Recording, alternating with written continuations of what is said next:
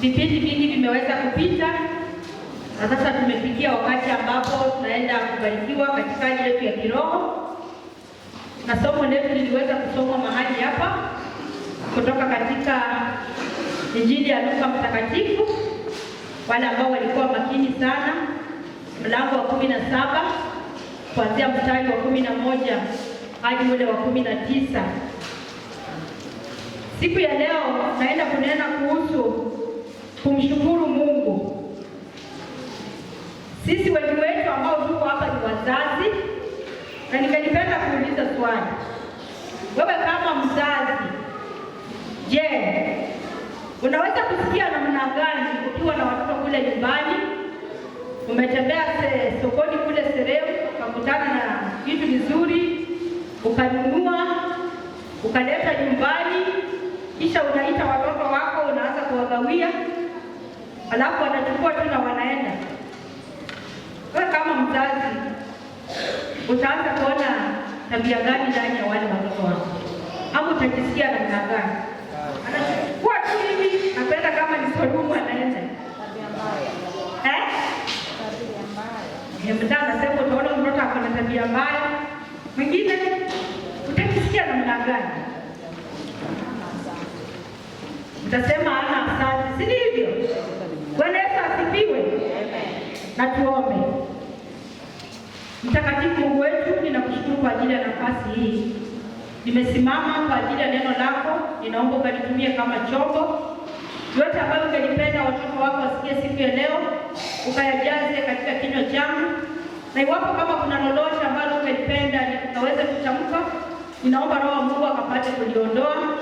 Hebu kanene nami, wote ambao wako tayari kusikia neno hili likaweze kuwa na manufaa katika maisha yao. Na ni kwa pendo la Yesu naomba na kuamini. Amen. Haleluya. Haleluya.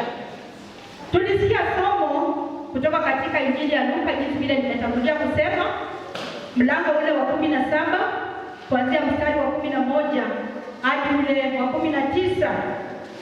Na katika somo ambalo tuliweza kupokea siku ya leo, kuna majina kadha wa kadha ambayo yaliweza kutajwa. Tukaona ya kwamba Yesu alipokuwa anaendelea na safari yake kwenda Yerusalemu, aliweza kupita katika vijiji mbalimbali na akaweza kufika mahali ambapo palikuwa karibu na Yerusalemu, mahali ambapo palikuwa panaitwa Samaria. Na tumeambiwa ya kwamba kulikuwa na watu ambao walikuwa kwenye ukoma. Watu hao wakawa wanapaza sauti yao wakisema, Yesu turehemu, Yesu turehemu. Na kabla sijaenda sana, ningependa kwanza tukaweze kuelewa kulikuwa na nini kati ya Wayahudi na Wasamaria. Wayahudi na Wasamaria hawakuwa wanaelewana vizuri, kwa sababu baada ya mfalme Daudi aliongoza vizuri, mtoto wake Suleimani alipochukua usukani pia aliweza kuongoza vizuri. Lakini ikafika mahali kukawa na mgawanyiko katika ufalme ule, kwa sababu ya watoto wa Suleimani ambao kila mmoja alitaka akaweze kupokea. Wanasema ndama ya senge. Kila mmoja aliona hapana, wazazi wetu wameweza kuongoza vizuri, siwezi achia mmoja ufalme. Mmoja alikuwa anaitwa Rehoboam na mwingine alikuwa anaitwa Jeroboam. Vijana hao wakaanza kung'ang'ania ufalme. Kila mmoja anataka kuwa mfalme. Jeroboam anataka ufalme, Rehoboam anataka ufalme. Na hii iliweza kusababisha kukawa na mgawanyiko. Na mgawanyiko ule, wale ambao walikuwa upande kuna kusini na wale ambao wamesoma compass direction, north na south. North inaitwaje? Kaskazini, si ndivyo? Wale ambao walienda upande wa kaskazini ilikuwa makabila mawili, wakaweza kuitwa Israeli. Na wengine wakaenda upande wa kusini, makabila 10, wakaweza kuitwa Judea ama Juda. Sasa hii ikafanya kukawa, naweza kusema utulivu kidogo, lakini sio utulivu. Maana taifa la Israeli lilikuwa taifa teule la Mwenyezi Mungu. Mungu alipenda waishi kwa kufanya lakini kwa sababu ya tamaa ya wanadamu kupitia kwa watoto wa Suleimani, Rehoboamu na Jeroboamu, wakasababisha kukawa na mgawanyiko katika taifa lile, kukapatikana Israeli na kukapatikana Juda. Na wakati ule kukawa na mambo mengi sana, mambo ya vita ikawa nyingi, na watu ambao walikuwa wanaitwa Assyrians, kukawa na vita vingi sana. Na mnajua tu kukiwa na vita, si kunakuwa na wakimbizi miongoni, kunakuwa na watu ambao si wa kabila zenu wanaanza kuingia katika nchi, na hilo jambo likasababisha wale watu ambao walikuwa in the northern kingdom ama kaskazini, ambayo iliitwa Israeli, wakaanza kuoana na makabila ambayo Mungu hakutaka. Nataka muelewe vizuri hili neno Samaria lilitokea wapi. Bwana Yesu asifiwe sana. Wakaanza kuoana, kukawa na intermarriages, wakaanza kuoana na makabila mengine ambayo yalikuwa yanaingia ndani as a result of war. Kukiwa na vita katika nchi sio jambo rahisi. Kama katika nchi yetu ya Kenya tuko na Wakongo wengi sana. Kwa nini? Kwa sababu wakati kulikuwa na vita kule Kongo, kuna wengine walikimbilia Kenya, na walipopata utulivu katika nchi yetu ya Kenya, wengine wakaamua kuishi. Na si ajabu inafika wakati watoto wetu wanaenda kule Nairobi wapi. Usishangae mama ukiletewa Mkongo siku moja nyumbani. Kijana amekutana na msichana mrembo huko Nairobi Mkongo, wamependana, wamekutana kwa university, amemleta nyumbani. Utamfukuza? Mungu atusaidie sana. Kwa hivyo hili jambo lilisababisha Waisraeli wakaanza kuoa makabila mengine ambayo hayakuwa katika zile kabila za agano na Mungu. Na wale watu ambao walikuwa na damu ambayo imechanganyikana sasa ndio walikuwa wanaitwa Wasamaria. Bwana Yesu asifiwe sana. Na katika historia ya Wayahudi hawakupenda Wasamaria, walikuwa wanawaita watu ambao ni wa damu imechanganyikana. Hawakuwa wanawaona kama Waisraeli, walikuwa wanawabagua sana. Na Yesu Kristo ukisoma katika kitabu cha Injili ya Luka, hata ukisoma katika Luka mlango wa 10 kuanzia mstari wa 35 kuendelea, utapata mambo mengi. Analeta hata mfano wa hadithi ya Msamaria mwema. Yesu alijaribu kuonyesha Wayahudi ya kwamba wokovu haukuja kwa Wayahudi peke yake, bali ulikuja kwa watu wote ambao walikuwa tayari kung'ang'ania na kupokea wokovu. Bwana asifiwe sana. Amen. Mambo haya hufanyika hata siku hizi.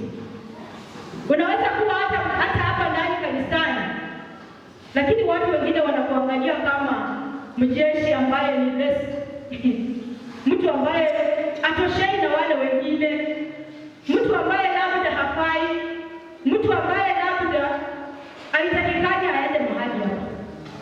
Kitambo wakati nilikuwa nakuwa, kulikuwa na chama cha wamama kilikuwa kinaitwa Sindikiza. Hicho chama kilizunguka, nilifika huko kupeni sana. Hicho chama ungekuwa mtu hivi ungeingia ndani, kwa sababu masharti yao yalikuwa mazito. Masharti yao yalikuwa uwe na mfuko mzuri. Kama una mfuko mzuri wewe uko kando. Kilikuwa sana. Lakini kikafika mahali sijui nini litokea, hata sijui kama kinaendelea. Kwa hivyo katika ile hadithi ambayo nimesoma siku ya leo, ama tumesomewa katika Injili ya Luka mlango wa 17 kuanzia mstari wa 11, tunaona ya kwamba Yesu alipokutana na hao watu ambao walikuwa na ukoma, watu 10, na wakapaza sauti wakisema, Yesu mwana wa Daudi tuhurumie. Yesu aliweza kutamka, na walipokuwa wakitembea wakamjikuta ya kwamba wametakasika ukoma wao. Bwana asifiwe sana. Amen. Lakini lengo langu linatoka pale mahali ambapo kuna mmoja peke yake kati ya wale 10 ndiye aliyerudi kumwambia Yesu asante kwa kujitakasa. Na Biblia imetuambia alikuwa Msamaria.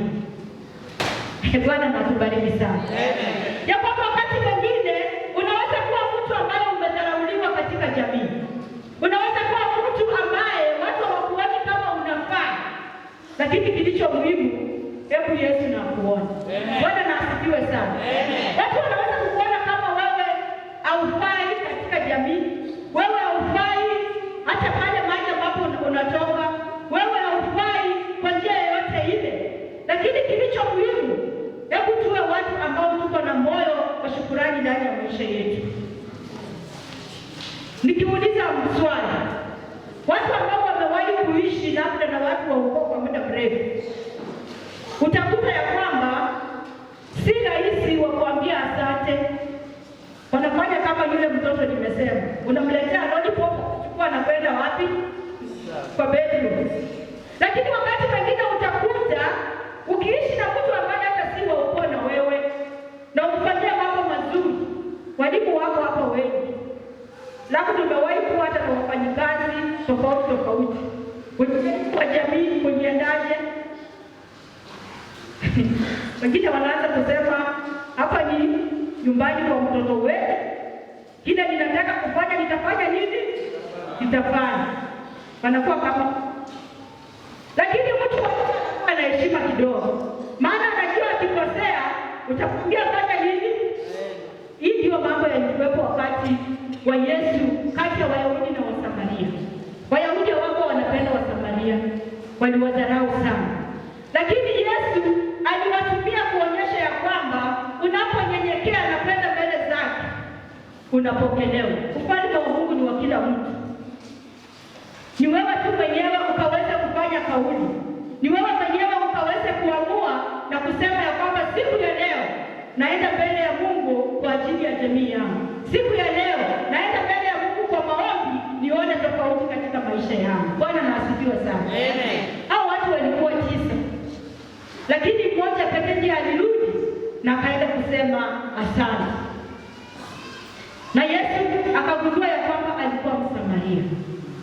Hii inaonyesha ya kwamba katika maisha ambayo tunaishi sasa, usiwe mtu wa kujidharau, usiwe mtu ambaye unaona ya kwamba haufai, usiwe mtu wa kukufa moyo na kukata tamaa. Ujue ya kwamba Yesu anakupenda na Yesu anafurahia ama anafurahishwa na mtu ambaye anavunjika na yuko tayari kusema asante na kuona yale ambayo Mungu anamfanyia katika maisha yake. Mungu na atubariki sana. Amen. Katika Biblia tunapata mifano ya watu wengi sana ambao waliweza kutoa shukrani mbele zake Mungu baada ya ushindi fulani. Nitasoma tu kwa haraka. Kwa mfano, unaweza andika chini. Ukiangalia katika kitabu cha Samueli wa pili mlango wa 22 mstari wa kwanza hadi ule wa 51, utakuta ya kwamba Mfalme Daudi aliweza kumshukuru Mungu jinsi vile alimpigania vita dhidi ya Wafilisti. Wafilisti walikuwa maadui wa wana wa Israeli. Wakiwa katika safari ya kuelekea katika nchi ya ahadi kule Kanaani, walikutana na maadui wengi sana, Wafilisti wakiwa mojawapo. Lakini Mfalme Daudi alimshukuru Mungu kwa ushindi ambao alikuwa amempa, maana lilikuwa taifa ambalo watu wengi waliliogopa sana. Kama sasa hivi na mtu anaweza kuputu kucheza na Amerika kweli na Israeli, kwa sababu wanajua wako na vyombo vizito sana vya vita, watu wanawaogopa. Mpaka mwimbaji mmoja anaitwa Munishi akawaimba akasema ulimwengu wote ni kama wa Amerika, maana wako na vitu vizito. Kama ni upande wa vita, wanaweza kushinda nchi nyingi. Kwa hivyo Mfalme Daudi tunaona mfano wake, alimshukuru Mungu baada ya kushinda vita dhidi ya Wafilisti. Mfano mwingine katika Biblia tunapata wa mama aliyeitwa Elizabeth katika kitabu cha Luka Mtakatifu mlango wa kwanza kuanzia mstari wa 24 hadi 25. Tunaona Elizabeth aliweza kumshukuru Mungu kwa kuondoa aibu yake. Ni mama ambaye alikaa miaka mingi sana pasipo mtoto, lakini Mungu alipomkumbuka, tunaona aliweza kumshukuru Mungu katika ule wimbo ambao tunaita, wale ambao wameenda shuleni, inaitwa The Magnificent. Ukisoma vile vitabu ama ule ukurasa wote katika kitabu cha Luka 1 kuanzia mstari wa 24 na kuendelea, utakuta aliweza kushukuru Mungu kwa mambo mengi. Hata Mariamu pia aliweza kumshukuru Mungu katika Injili ya Luka kuanzia mlango wa kwanza mstari wa 46 hadi ule wa 55. Kwa hivyo nasi je, ni mara ngapi katika maisha yetu tumemwomba Mungu akatutendea jambo fulani na tukakumbuka kumwambia Mungu asante, tukakumbuka kumwambia Mungu shukrani? Bwana Yesu asifiwe sana. Ni wewe mwenyewe unaweza kujiuliza, ni jambo la namna gani ambalo lilikupiga sana ndani ya maisha yako, ukawa unamlilia Mungu kila wakati, na wakati Mungu alikutendea, je, ulikuwa kama wale wakoma 9 ama ulikuwa kama yule mmoja ambaye alirudi na akasema asante? Bwana Yesu atubariki sana. Amen. Hilo ni swali ambalo waweza kujiuliza wewe mwenyewe ndani ya maisha yako. Ni mambo mengi sana yanafinya watu katika jamii. Kuna wale walitamani tu wakaomba Mungu awasaidie tu na mahali wanaita nyumbani. Labda umeishi katika nyumba ya kukodi kwa miaka mingi na unamuomba Mungu akusaidie mahali ambapo unaweza kuita nyumbani. Je, Mungu anapotenda hivyo, umekumbuka kumwambia asante ama ulisahau? Tunaomba Mungu kwa mambo mengi akatutendea katika maisha yetu. Inaweza kuwa hata ugonjwa, inaweza kuwa shida kwa watoto wetu, labda hawana ndoa, labda vijana hawaoi. Mungu anapotenda hivyo, unakumbuka kumwambia asante, kiposa nyumba zetu zikaweze kuimarika, ndoa zetu zikaweze kudumu na kuimarika. Kuna jambo fupi sana ambalo linashinda watu wengi, kusema tu asante Mungu. Mungu na atubariki sana. Amen. Niliwahi kubahatika kufanya sehemu ya Meru kule mwaka wa 2006 2007, na nilifurahia watu wale kwa jambo moja. Unakuta kama kabisa kama huyu mama hapo hapa ama hata kumzidi, anakuja kanisani, hata wengine wamejikuja migongo, anasema nilikusokea gado kumwadhani wako. Namuuliza mama, nasema nakurudishia Mungu shukrani, maana wakati nilikuwa mgonjwa amefanya hivi, ameniponya. Nikasema kama ndio sababu Mungu amewapa miaka mingi sana. Unakuta hata mama ambaye inaonekana hana kitu, ameshika mbuzi za jilimeki, ameshika mbuzi, anakuja anasema nilikusokea gado. Kusokea gado ni kumaanisha nini? Ninamwambia Mungu shukrani. Mungu na atusaidie sana. Amen. Lakini sisi tunafanya hivyo kweli? Ng'ombe wako anapopata damu, hiyo tutarudi huko katika vitabu vile vya Walawi na kadhalika. Wewe mwenyewe unakuwa kuhani, unatakasa maziwa yako. Ukijira kuna mkuru maisalini. Wewe unakuwa kuhani mwenyewe na maziwa yako. Hata wengine akunywa anapeleka sokoni yote. Ndio sababu wakati mwingine zile fedha zinapoingia katika mifuko, Agaya anatuambia zinaingia katika mifuko iliyotoboka. Inatoboka kwa njia gani? Wakati imeingia tu umwana ruwa, wakati imeingia tu unapata mambo ambayo hayatakusaidia. Unakuta zile fedha zimeenda kwa njia ambazo hazitakusaidia, na usipoomba Mungu uwe mtu wa kiroho hautatambua. Upasa utasema osajizana saya ng'ombe range pedo lekemoni nimeuza tu na hizo pesa ndio zimenisaidia kwenda wapi? Kwa matano. Atusaidie sana. Amen. Tujifunze kumwambia Mungu shukrani. Na tunapofanya hivyo tutainuka. Sisemi hatufanyi hivyo, nataka tujikumbushe na tufanye vizuri zaidi. Bwana na asifiwe sana. Amen. Hawa mambo wa kitambo walikuwa wanatambua sana. Mimi nakumbuka mama yangu alikuwa assistant Dominic wa chuo, na kikao kilikuwa mbali sana, ni marehemu. Hata wakati wa kuvuna maharagwe hamungepika kabla ijaenda kwa kwani. Alikuwa anatoa hata ile mizoga yenyewe, anakutuma anasema peleka majumbani majipuko iende kuombewa kwanza. Lakini kujipo bilaza wene kare oke kitakubale hata kumagana kwetu kwa waraza wakani kukoda. Nashukuru mama mmoja tu ndiye alifanya hivyo, sitamtaja. Kwa waraza wakani tujiwa mniki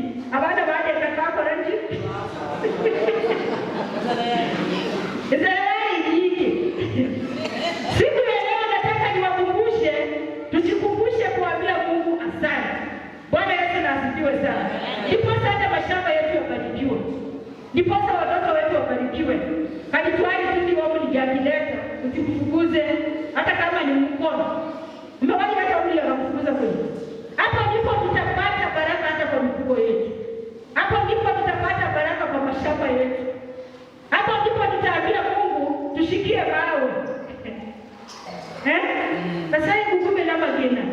Na Mungu kweli anaona ulikumbuka ukaleta majibu kwa kanisani. Sisemi hivyo ili mniletee. Nataka tubarikiwe na vitu vyetu tufanye vizuri. Amen. Mungu na atubariki sana. Amen. Wengine wanasema mimi kuku hawezi kukaa kwa nyumba yangu. Ni kwa sababu atuje kukumbuka kumwambia Mungu shukrani. Mungu anapokupatia. Wageni wanakuja kanisani, ombi likiamesimama anasema tunataka kukutana. Umewahi beba mkono ukasema leo nishukuru Mungu kwa wale kuku wako nyumbani. Nilete wageni wale wafurahie wakienda. Bwana Yesu asifiwe. Amen. Najua mambo kama hiyo watu watafurahia. Lakini ni vizuri tukumbushane ili tubarikiwe. Mungu na atubariki sana. Amen. Na tunapofanya hivyo, ninapomalizia tutakuwa mfano kama wa yule mkoma ambaye alirudi na akasema asante. Katika usemi wake Yesu Kristo, nataka mtu atusomee pale mwisho ninapomalizia. Ilionyesha hata Yesu mwenyewe alishangaa. Mtu atusomee ule mstari wa pale chini 18 na 19. Hiyo sio yangu. Nataka mtu atusomee Luka 17 ule mstari wa 18 na 19 pale chini ninapomalizia. Bible zuri. Tusomee mama. Ninamaliza. Hata mama tusomee.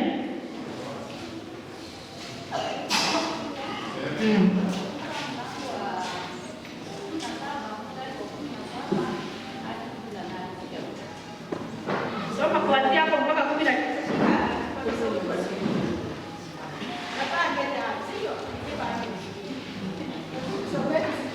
Bwana Yesu asifiwe. Amen. Nasoma. Yesu akajibu akanena, hawakutakaswa wote 10, wala 9 wako wapi? Je, hawakuonekana waliorudi kumpa Mungu utukufu ila mgeni huyu? Akamwambia, inuka, nenda zako, imani yako imekuponya. 19. Akamwambia, inuka, nenda zako, imani yako imekuponya. Bwana asifiwe. Bwana asifiwe. Tunaona hata Yesu alishangaa. Akauliza, je, hawakuwa watu 10 ambao walitakaswa? Mbona mmoja pekee? Na kusema tu mmoja, huyu mgeni. Mgeni kwa nini? Alikuwa Msamaria. Mungu na atusaidie sana. Amen. Hebu ampindukie mwenzako mwambie, naomba Mungu anisaidie nisiwe kama wale 9. Naomba Mungu anisaidie nisiwe kama wale 9. Mungu ndiye atusaidie sana. Tuwe watu ambao tunamwambia Mungu asante kwa yale madogo ambayo anatufanyia. Umekuwa mzima tangu Januari hujaenda hospitali. Sio kwa uwezo wako, ambia Mungu asante kwa kunijalia afya nzuri, kwa kuniwezesha ninaenda kwa shughuli zangu, nikirudi sijapata jambo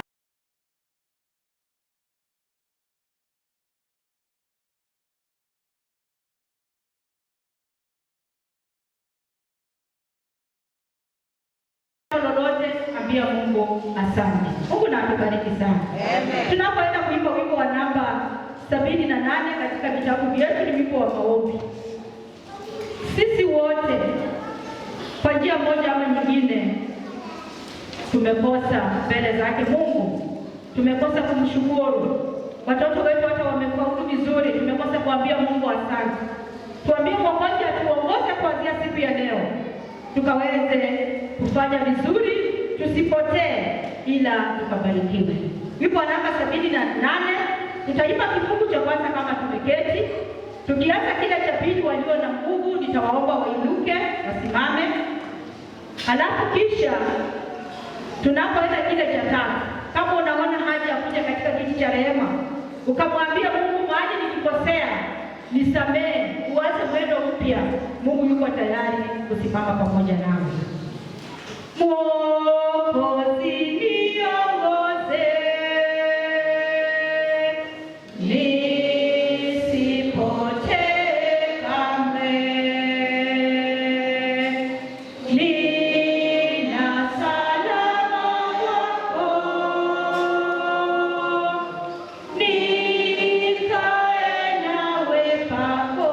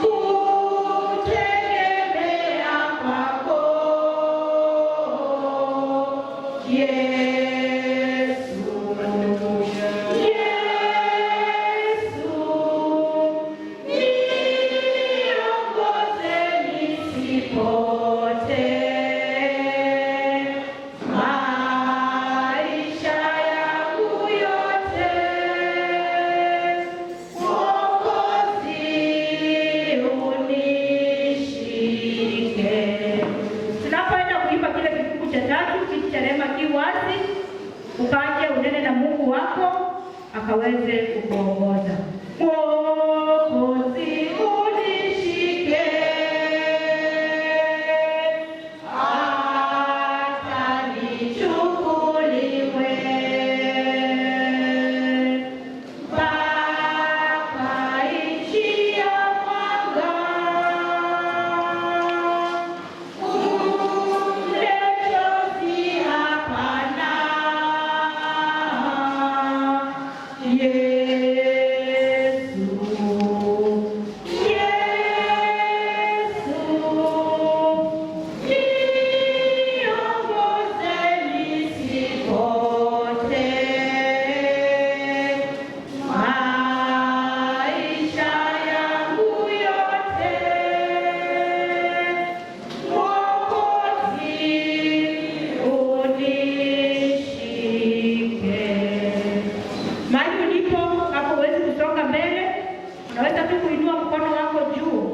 Ukamwambia Mungu, niwezeshe kwa maisha yangu, nisije nikawa kama wale wakoma 9. Niwe kama yule mkoma mmoja ambaye Yesu alitambua na akaona kwa hakika alikuwa na heshima, alionyesha unyenyekevu, alionyesha shukrani ndani ya moyo wake. Naye Mungu atakukumbuka hata pamoja na watoto wako, wale ambao wanatafuta kazi hawajafunguliwa. Ambia Mungu, labda mimi kama mzazi nilikosea mahali kwa watoto hao, nitakase, nirehemu. Tuko na ukoma wa namna nyingi katika maisha yetu. Dhambi inaweza kuwa ni ukoma, kiburi inaweza kuwa ni ukoma, maringo inaweza kuwa ni ukoma. Uko na nafasi ya kuvunjika siku ya leo, ukaeleze mbele zake Mwenyezi Mungu, umwambie Mungu akakutakase ili ukaweze kufanikiwa pamoja na nyumba yako. Na tuombe. Mungu wetu, Baba wetu, tunanyenyekea miguuni pako siku ya leo, ndipo utukufu wako ukaweze kuinuliwa. Tuko mahali hapa kwa ajili ya kusikiza neno lako. Tumesikia neno hilo ambalo limetuhimiza tukawe Wakristo ambao tunasema asante ndani ya maisha yetu. Tukawashukuru wale ambao wametusaidia katika maisha yetu, tukawashukuru wale ambao wametutendea mambo mbalimbali, na zaidi sana tusisahau wewe, maana uliweza kutuumba kuonyesha kwamba tayari unatupenda. Katika kiti cha rehema wamevunjika, wamesonga mbele, kila mmoja na mahitaji ya mioyo yao umewaona, umewatazama kutoka ndani ya mioyo yao.